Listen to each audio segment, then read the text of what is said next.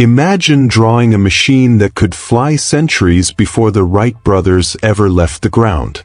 Imagine describing an invisible force that could power the world, long before humanity even understood electricity. Imagine creating symphonies so revolutionary that people thought they were noise, only for them to later become masterpieces. These were not the fantasies of dreamers. They were the visions of men who lived centuries ahead of their time. Leonardo da Vinci, Nikola Tesla, Ludwig van Beethoven. And yet, their brilliance was met not with admiration, but with suspicion. They were called mad, eccentric, unstable. The question we must ask is this: why does society crush its visionaries while they are alive, only to deify them after they are gone? History has a peculiar way of rearranging memory. The men and women we now call geniuses were often exiles in their own time, seen not as prophets, but as problems. Leonardo da Vinci filled thousands of pages with sketches, helicopters, tanks, underwater suits, and bridges that would not be built until centuries later. But to his contemporaries, many of these inventions were nothing more than wild doodles of an eccentric mind. He was admired as a painter, yes, but his scientific curiosity was viewed with suspicion, even ridicule. The Church, wary of anyone who probed too deeply into the mechanics of nature, often kept his works hidden. To most of his peers, Da Vinci was not a genius. He was strange. Nikola Tesla, centuries later, faced the same curse. His dream of transmitting wireless energy through the air was mocked. Newspapers painted him as a mad scientist. Rival inventors ridiculed him. The very society that now uses the name Tesla as a symbol of futuristic technology abandoned him when he was alive. He died alone in a New York hotel room, his pockets empty, his mind overflowing with visions of machines humanity still has not caught up to. And then there was Beethoven. When he premiered some of his later symphonies, audiences were bewildered. The music sounded chaotic, confusing. Critics called it excessive, even unlistenable.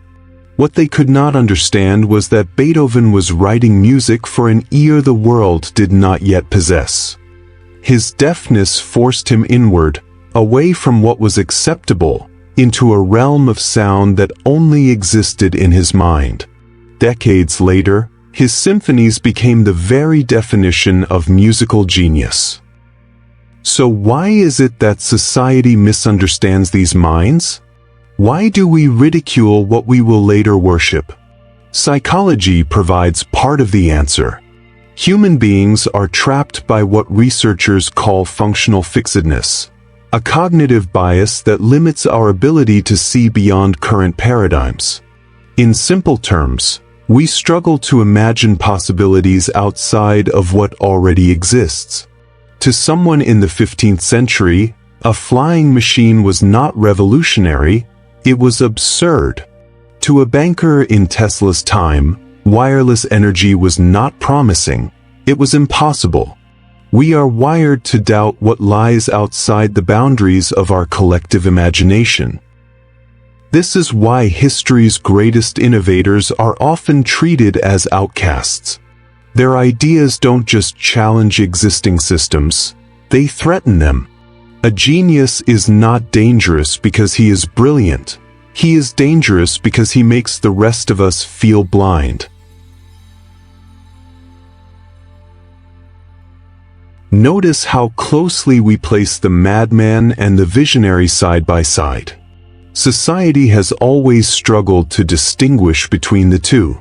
Was Da Vinci a scientist or a dreamer? Was Tesla a prophet or a lunatic? To us, the answers are obvious. But to their contemporaries, they were both, and that ambiguity was terrifying. There is also a deeper, almost existential reason.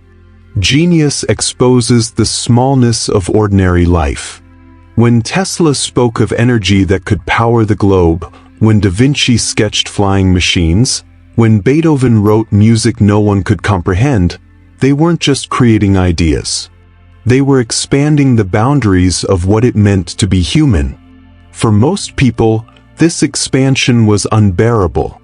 It forced them to see their own limitations, their own inability to grasp the infinite. The easiest defense was dismissal.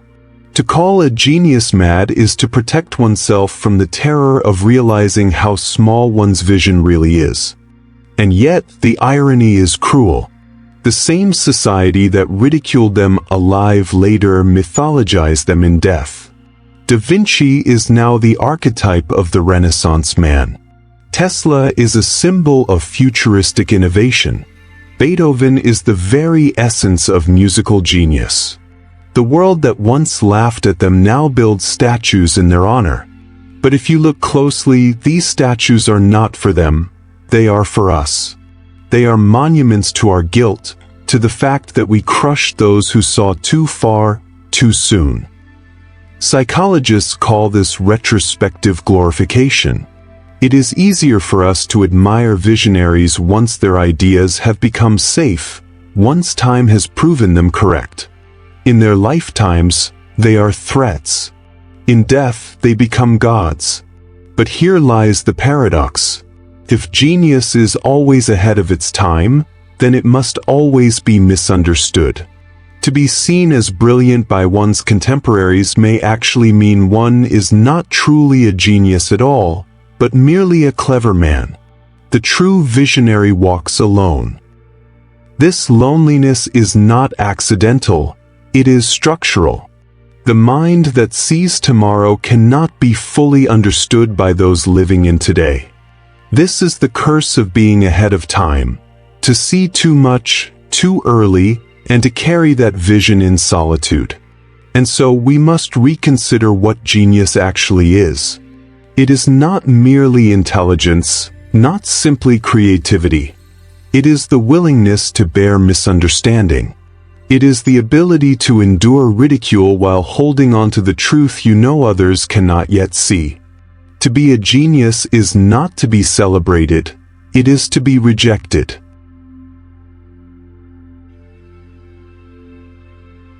Think of the young Da Vinci, painting in hidden notebooks, afraid of persecution. Think of Tesla feeding pigeons in the park, abandoned by the world that would one day name cars after him. Think of Beethoven, conducting an orchestra he could not even hear, while the audience dismissed his work as madness. These were not moments of glory, they were moments of exile. And yet, in exile, genius survives. Perhaps this is the most important lesson. True innovation does not depend on recognition. It does not need applause. It only needs one thing: the courage to see tomorrow, even if everyone else insists on remaining in today. The curse of being ahead of time is also the privilege of shaping the future. And though the genius may die misunderstood, his vision outlives him.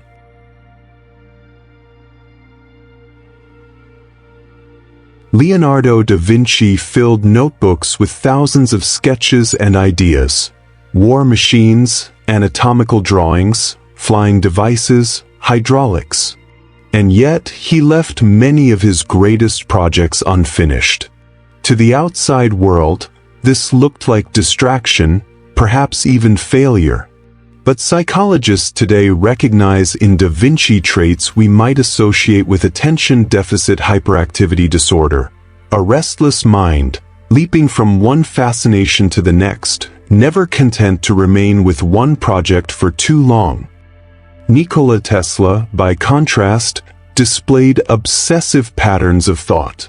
He was known to walk around buildings 3 times before entering, or to calculate the volume of his food before eating it. He admitted to vivid visual hallucinations, bursts of light, sudden images of machines appearing in front of him, as if his brain projected blueprints into reality. To many, these habits looked like madness. To us, They look like a textbook description of obsessive-compulsive traits and what neuroscientists call eidetic visualization. The modern word for this is neurodivergence. It is the recognition that not all brains function alike.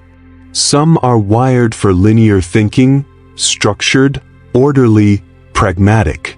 Others are wired for divergence, for making connections that no one else can see, for seeing patterns where others see chaos. Carl Jung saw this centuries before psychology had language for it.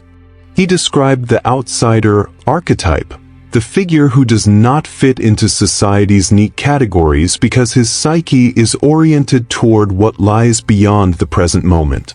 These outsiders, Jung wrote, often suffer deeply. But their suffering is also the very ground of their creativity.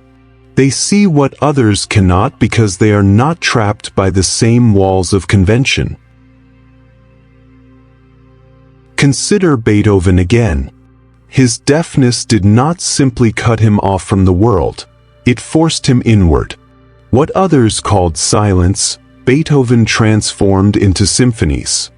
His brain, deprived of sound, began to generate a new kind of music that existed purely in imagination. That act of inner vision, of creating an entire auditory world without hearing, is almost inconceivable to the rest of us. But it was precisely this divergence from normal experience that made his work immortal. Modern science confirms this paradox. Studies in cognitive psychology show that divergent thinking, the ability to generate multiple solutions to a problem, is strongly correlated with creativity. Yet this variability is often linked to neurological conditions that society traditionally stigmatizes: ADHD, autism spectrum, bipolar disorder. The traits that make life difficult, distractibility, obsession, hypersensitivity, are the same traits that make original thought possible. But society is rarely kind to difference. A child who cannot sit still in class is punished, not nurtured. An adult who obsesses over details is ridiculed, not respected. The very patterns of mind that could one day lead to revolutionary ideas are suppressed, medicated, or dismissed. And so the genius grows up with a deep wound, the feeling of being out of place in the world. Tesla knew this wound well. He wrote of feeling like an exile in his own century, claiming that his ideas were too far ahead for people to understand. Da Vinci, too, felt the same, working in secret, fearing ridicule, hiding much of his research in coded notes. These were not just eccentricities. They were survival strategies. When your mind works differently, you learn to hide it. And yet, hiding has its cost. The same divergence that produces creativity also produces alienation. To see the world differently is to live in constant tension between the inner vision and the outer rejection. Jung understood this tension as part of the individuation process, the painful but necessary journey of becoming oneself, even if that self is in conflict with society. This raises an unsettling question. Is genius worth the suffering it demands? Would Da Vinci have chosen a quieter, simpler life if it meant belonging? Would Tesla have traded his visions for companionship and comfort? We cannot know. But history suggests that genius does not ask permission. It is not a choice, but a compulsion. The neurodivergent mind cannot stop seeing, cannot stop imagining, cannot stop creating. To suppress it would be to extinguish the very self. It is tempting, then, to romanticize this madness, to say that suffering is the price of greatness. But this is dangerous. Not every neurodivergent person is a genius, and not every genius needs to suffer. What matters is not the pathology, but the pattern. Difference creates distance, and distance can create vision. Perhaps the real tragedy is not that geniuses suffer, but that society fails to understand them until it is too late. If Da Vinci had been supported rather than suppressed, how many of his inventions would have transformed the Renaissance? If Tesla had been funded instead of mocked, how far would our technology have advanced? If Beethoven had been embraced instead of dismissed, how many more works would he have left behind? We cannot rewrite their lives, but we can recognize the pattern. Genius is not superhuman. It is profoundly human. A different wiring, a different rhythm, a different way of being in the world. And if history teaches us anything, it is that we must learn to listen to those who see differently, even when what they see makes us uncomfortable. For it is often in that discomfort that the future is hidden. By now we can see the pattern. To be ahead of one's time is to be misunderstood.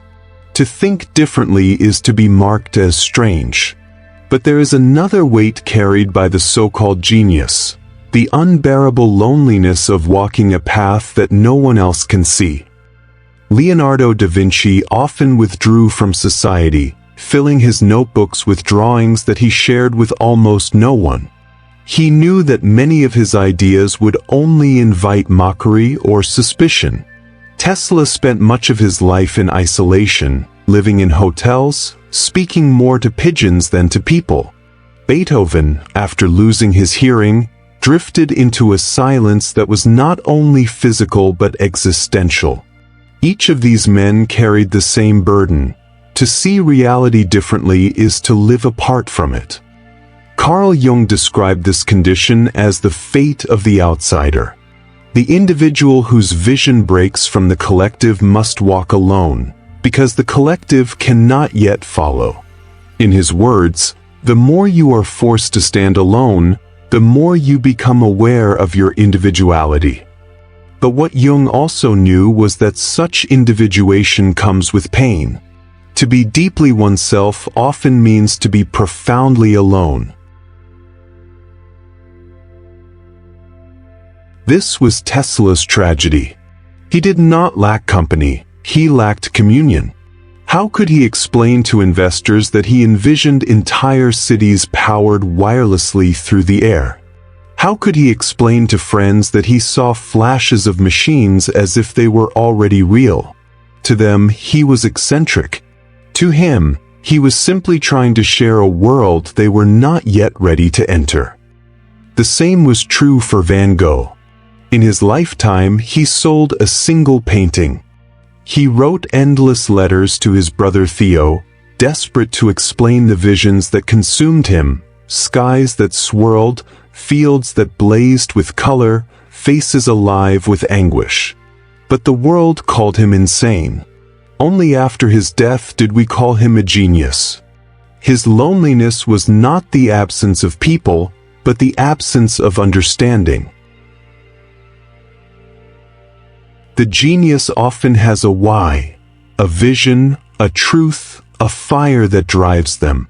But the how, the solitude, the ridicule, the alienation, becomes almost unbearable. Nietzsche himself knew this too well.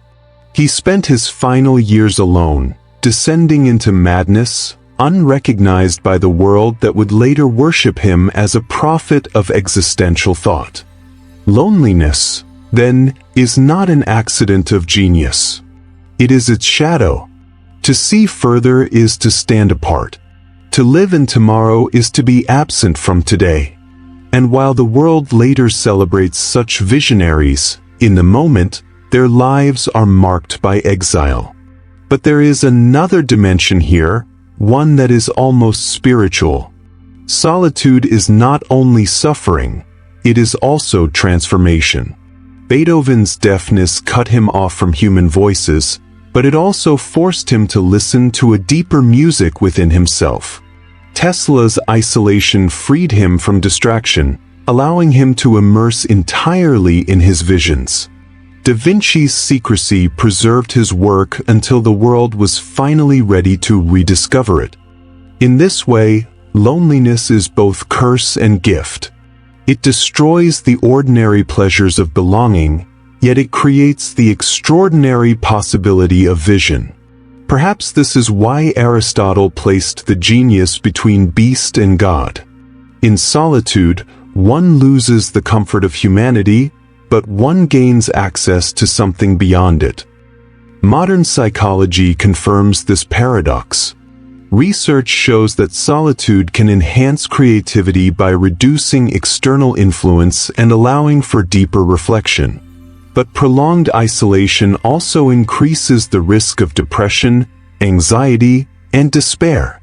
The genius lives at the razor's edge between these two outcomes: solitude as illumination or solitude as madness. And here lies the cruelty. The very society that isolates the genius also depends on him.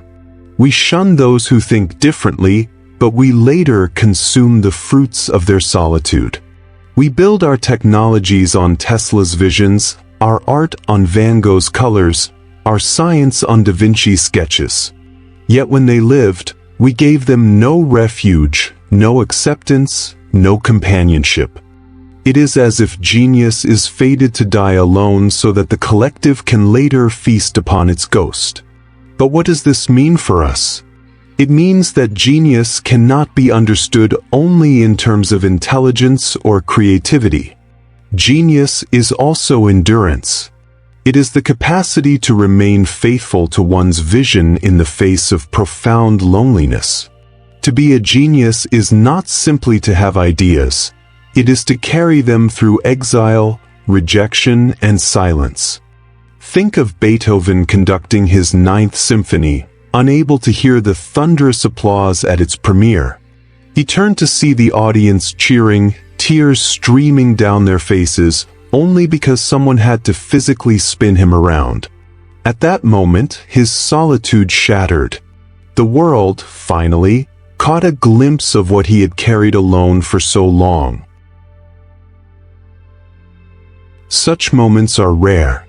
More often, the genius dies in obscurity, never knowing that his loneliness was not in vain. But history tells us that solitude is not wasted. In the silence of exile, visions are born. And though society may take decades, centuries even, to recognize them, they endure.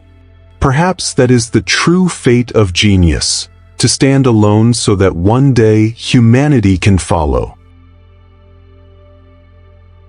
To the world, creativity looks like a blessing. We marvel at the inventions, the paintings, the music, as if genius were a divine spark granted to a lucky few. But for those who carry it, creativity is often less a blessing than a burden, a relentless flood that cannot be turned off even when it drowns its possessor. Leonardo da Vinci's notebooks are the perfect symbol of this paradox. Thousands of sketches, diagrams, ideas, helicopters, submarines, bridges, weapons, dissections, landscapes. But what is striking is not only the brilliance of what he created, but the sheer volume of what he left unfinished. For every masterpiece, there are a dozen abandoned beginnings. His mind was not a calm flame but a wildfire. He could not contain it. He could not rest. Nikola Tesla experienced this even more viscerally. His visions came in sudden flashes, overwhelming him with images he could not ignore. He described how entire inventions would appear before his eyes, fully formed, glowing, rotating, alive. He had no choice but to record them, to try to bring them into reality. But the pace was unbearable. His mind never allowed him peace. He wrote that these visions tormented him, disrupting his sleep, pulling him constantly into the abyss of possibility. Psychology has a name for this torment: cognitive overexcitability.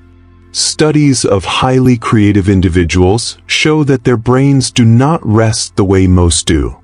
They are constantly scanning, generating, connecting, imagining.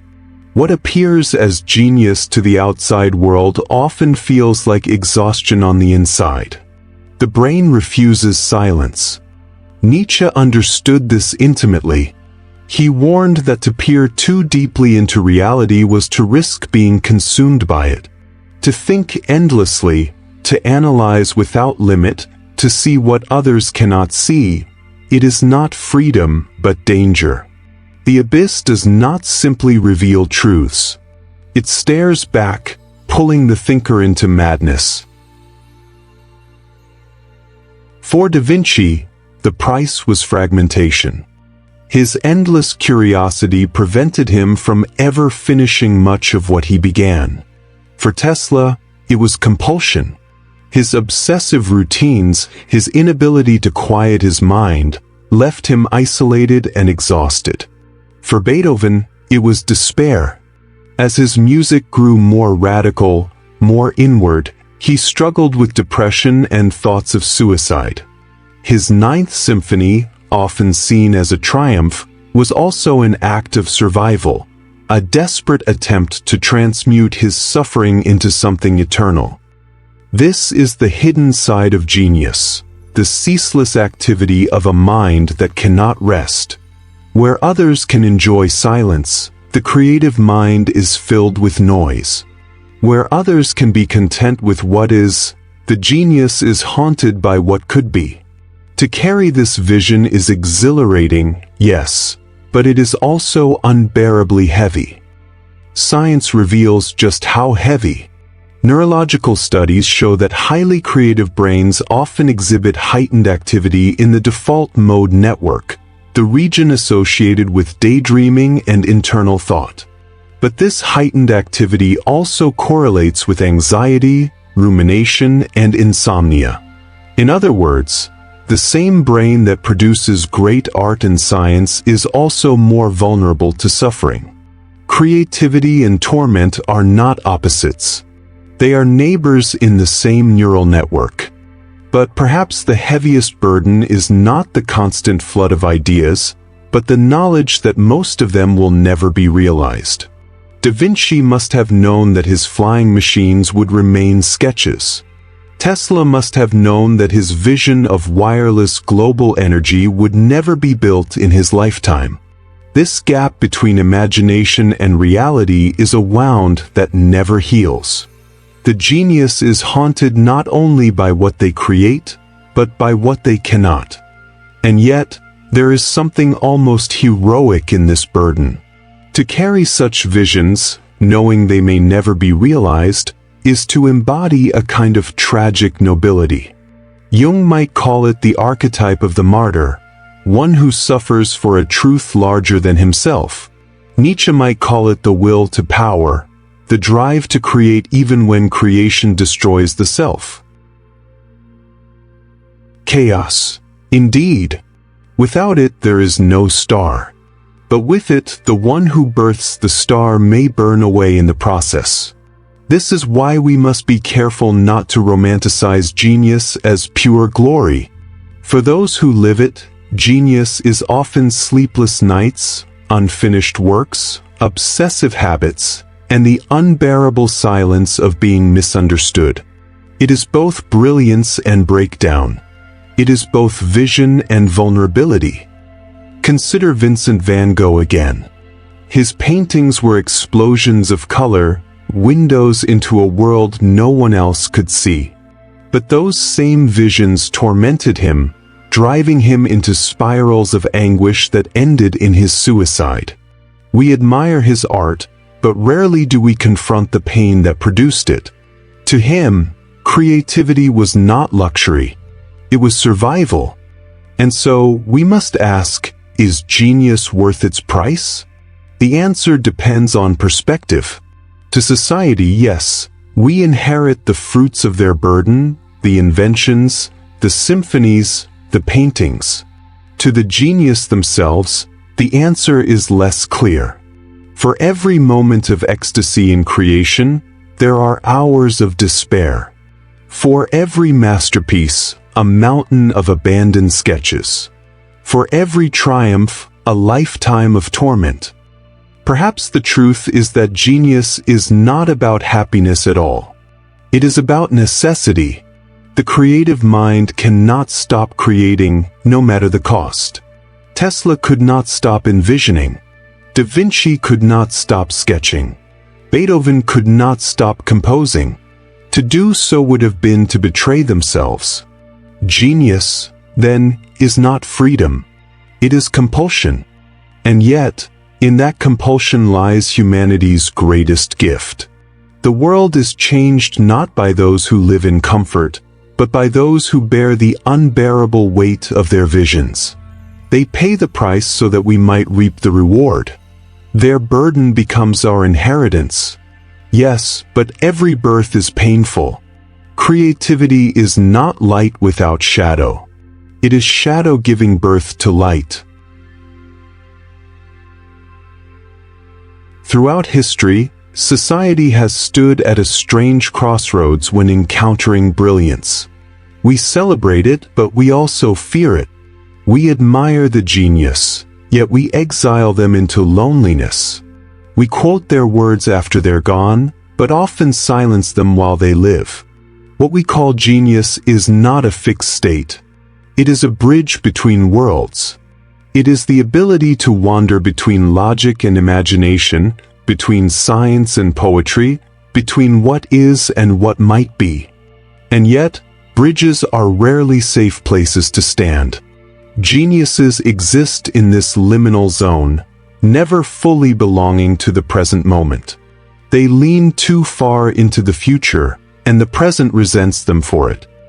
Think of Nikola Tesla. He envisioned wireless communication, renewable energy, and artificial intelligence more than a century before the world was ready to hear him. His notebooks were filled with designs so radical that even his contemporaries dismissed them as fantasies. Today, we use his inventions every time we flip a light switch, yet Tesla died alone in a hotel room, abandoned by the very society that now claims him as a visionary. Or consider Leonardo da Vinci. He saw the human body as a universe of mysteries, sketching anatomy with precision unmatched for centuries. He drew helicopters, tanks, and mechanical knights at a time when such machines seemed like witchcraft. And yet, many of his ideas remained hidden in notebooks that gathered dust for generations. This is the paradox. The very qualities that set these individuals apart, their obsessive focus, their unconventional ways of seeing, their refusal to conform, are the same qualities that brand them as outsiders. We label them eccentric, difficult, unstable. In reality, many of them were simply tuned to frequencies the rest of us could not hear. But perhaps the deeper question is this: why do we misunderstand genius? Part of the answer lies in fear. True genius destabilizes the comfortable illusions that society depends on. A new idea, if powerful enough, threatens power structures, traditions, and even identities. If Da Vinci's machines had been built in his lifetime, warfare, transportation, and industry would have transformed centuries before they did. If Tesla's wireless systems had been adopted, entire empires built on fossil fuels and wires might never have existed. If Einstein's theories had been taken seriously earlier, the 20th century might have unfolded differently. Each of these men carried within them a kind of time bomb, an idea whose moment had not yet arrived. And humanity, unwilling to surrender its familiar ground, kept the fuse unlit. But genius also comes at a personal cost. Psychologists today speak of the mad genius hypothesis, the idea that creativity and mental illness often intersect. High openness to experience, obsessive drive, and neurodivergent thinking can lead to profound insight, but also to profound suffering. Tesla wrestled with hallucinations and compulsive behaviors. Van Gogh fought crippling depression. Newton was plagued by paranoia and isolation. These struggles are not footnotes. They are part of the very mechanism of genius. When the mind is wired differently, it sees what others cannot, but it also suffers what others will not.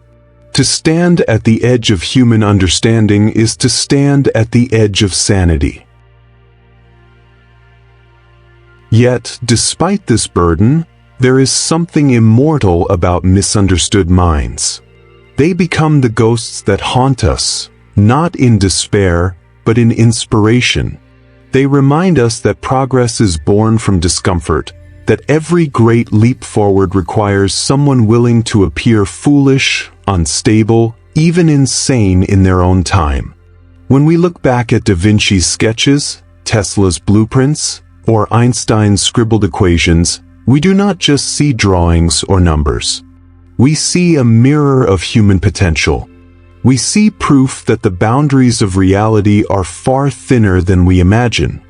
And perhaps the lesson is not to worship genius, but to listen more carefully to those who see differently. Today, in an age of artificial intelligence, biotechnology, and space exploration, we face a similar choice. There are thinkers and creators alive right now whose ideas seem too radical, too strange, too impossible. Some of them will be ignored, ridiculed, or even destroyed. Others will one day reshape civilization.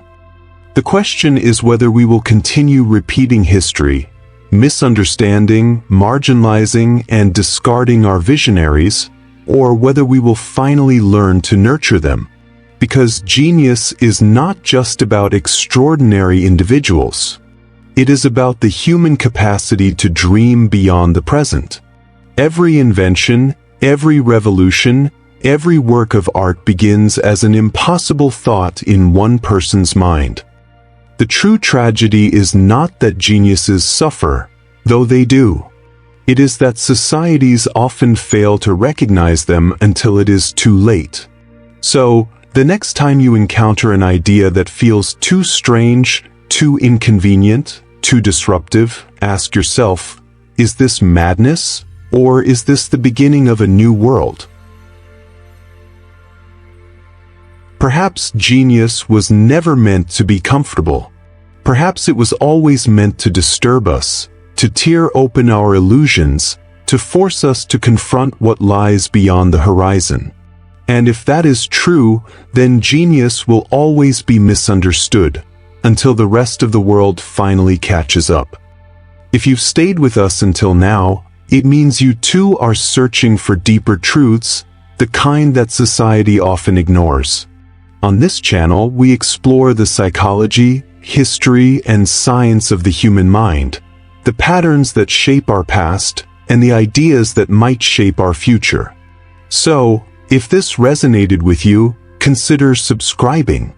Join us in uncovering the hidden sides of genius, power, and human nature. Because sometimes, the answers we seek are found in the questions no one else dares to ask.